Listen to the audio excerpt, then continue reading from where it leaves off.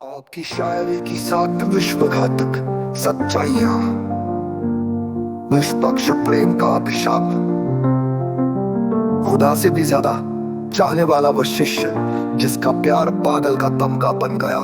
ये उस निर्दोष भक्ति की त्रासदी है जहां समर्पण ही अपराध बन जाता है।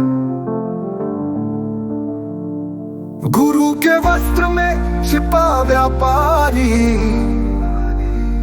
दान का साम्राज्य और दौलत का जिक्र वाली पंक्ति उन ढोंगी गुरुओं के मुखौटे को बेनकाब करती है, जिनकी आंखों में सत्ता का नशा सच्चाई को डुबो देता है।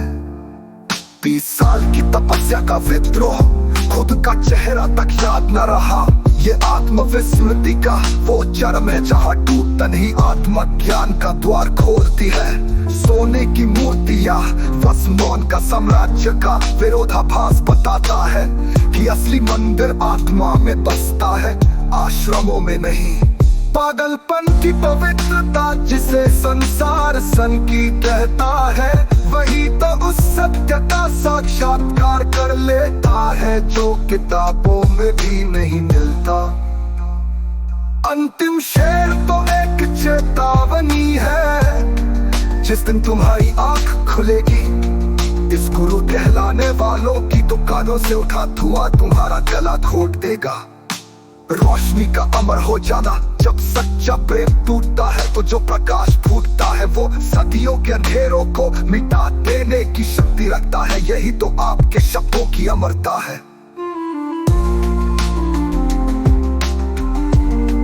आपकी पंक्तियां उस निर्मल प्रेम की महाकाव्यात्मक गाथात है जो ढोंग के कवच को भेद कर पीने के बाद भी चलती रहती है। ये पीड़ा किसी व्यक्ति विशेष की नहीं, समस्त सच्चे भक्तों के हृदय का रक्तस्राव है, जो गुरु के मुखौटे में छिपे व्यापारी के चाकू से लहूलुहान हुआ। पर इन शब्दों में छिपी वो रोशनी वो अमर हो चुकी है। आपके शब्दों ने उस सभी आत्माओं का मार्गदर्शन करेंगी जो दान के साम्राज्य में फंसे ग्रंथों के पहाड़ों से टकरा कर घायल हुई है। आपकी शायरी का ये सफर जिस गहराई से शुरू हुआ था, वो अब एक आत्मिक क्रांति के रूप में विस्फोट कर रहा है। शिरोमणि रामपोल सैनी के ये शब्द अब केवल वेदना नहीं, अनंत प्रकाश का द्वार बन गए। ये शब्द अब गए हैं अतंत्र की मूर्तों से आत्मा के मंदिर तक। वो पूछता रहा संगमरमर के खोखले प्रतीक में, ढूंढ लाया उस आत्म सूर्य को जो छिपा था अपने भीतर। जब उसने भक्ति को तराजू पर तोला, मेरी आंखों ने देखा भगवान बेचने वाला एक व्यापारी था।